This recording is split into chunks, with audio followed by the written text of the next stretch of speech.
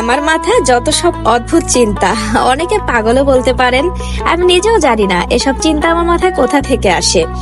আমি যখন কেক বানানোর কাজটা শিখি, আমার সাথে আরো আপুরা ছিল এবং আমাদের যে কাজটি শিখিয়েছেন লিমা ম্যাম, সবার সাথেই আমি বলেছিলাম আমি গ্রামে গিয়ে প্রাকৃতিক পরিবেশে কেক বানিয়ে ভিডিও করব, সবার থেকে যেন একটু অন্যরকম হয়।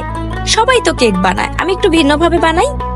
আমি যেমন ভাবছিলাম যে আমি বানাবো নদীর ধারে সরিষা খেতে বসে, গাছের নিচে বসে, এসব জায়গায় বসে একটু ভিন্ন রকম ভাবে কেক বানাবো আর ভিডিও করব, কারণ আমার কাছে গ্রামীণ পরিবেশ খুবই ভালো লাগে। সবাই আমাকে উৎসাহ দিয়েছিল, হ্যাঁ তুমি বানাও, একটু অন্যরকম হবে আর ভালো হবে। অনেকেই মনে করে ওভেন ছাড়া কেক বানানো সম্ভব না, কিন্তু অনেকেই জানে না যে ওভেন ছাড়াও কেক বানানো যায়। অনেকে গ্যাসের চুলাও কেক বানায়, কিন্তু যাদের ওভেন নাই, গ্যাসের চুলা নাই, তারাই কি একা কেক বানিয়ে খাবে? আর যারা মাটির চুলা লার্কি দিয়ে রান্না করে, তাহলে তাদের কি হবে? আমি দেখিয়ে দিলাম মাটির চুলায় একদম পারফেক্ট কেক বানানো যায়। আমি এটি রসমালাই কেক বানিয়েছিলাম। এই কেকটি অন্য সব কেকের থেকে অনেক বেশি স্পেশাল আর অনেক বেশি মজা ছিল। আমি এভাবে গ্রামীণ পরিবেশে বসে আরো অনেক কেক বানানো সহ অনেক ভিডিও বানিয়েছি। সবগুলো ভিডিও আপনাদের সাথে শেয়ার করব। আপনারা অবশ্যই কমেন্টস করে বলবেন আমার এই প্রতিভা আপনাদের কাছে কেমন লেগেছে।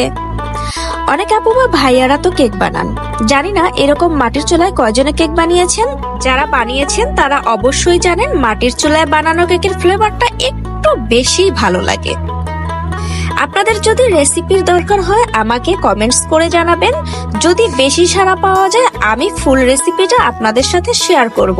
আর কিভাবে মাটির চুলায় কি মানে কোন পদ্ধতিতে বানাবেন সম্পূর্ণভাবে আমি আপনাদেরকে দেখিয়ে দেব এবং ভিডিও করে ফুল রেসিপিটা বলে দিব।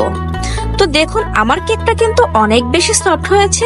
আমি আগের দিন রসমালাই বানিয়েছিলাম, আমার রসমালাইটা একদম অনেক বেশি পারফেক্ট আর অনেক বেশি মজা হয়েছিল। আমার বানানো রসমালাই দিয়েই আমি কেকটি বানিয়েছিলাম। তো দেখুন আমি কেকটা কিভাবে ডেকোরেশন করছি। তো এইভাবে করে আমি আমার কেকটা সুন্দরভাবে ডেকোরেশন করছি। বাসায় যখন কেক বানাই সবকিছু একটু হাতের কাছে থাকে। আমি কেকটা আমার বাসা থেকে একটু অনেকটা দূরেই নিয়ে গিয়েছিলাম। অনেকে যারা শহরে থাকে বা প্রবাসে থাকে তারা একটু এরকম ভিডিও দেখতে খুব পছন্দ করে, যে মনে করে একটু প্রাকৃতিক পরিবেশ তারা দেখতে চায়। পরে ভাবলাম আমি আমার ভিডিওর মাধ্যমে একটু কেক বানানোর মাধ্যমে তুলে ধরি। তো শেষে দেখুন আমার কেকটা কেমন হয়েছে অবশ্যই কমেন্টস করে জানান।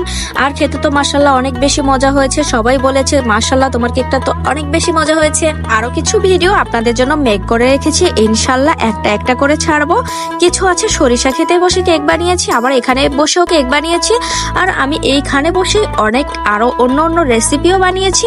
তো আপনাদের যদি এইরকম প্রাকৃতিক পরিবেশে বা গ্রামীণ পরিবেশে এই রেসিপিগুলো দেখতে ইচ্ছে করে, ভালো লাগে, অবশ্যই আমার ভিডিওগুলো দেখবেন আর আমার পেজটা ফলো করে দিবেন।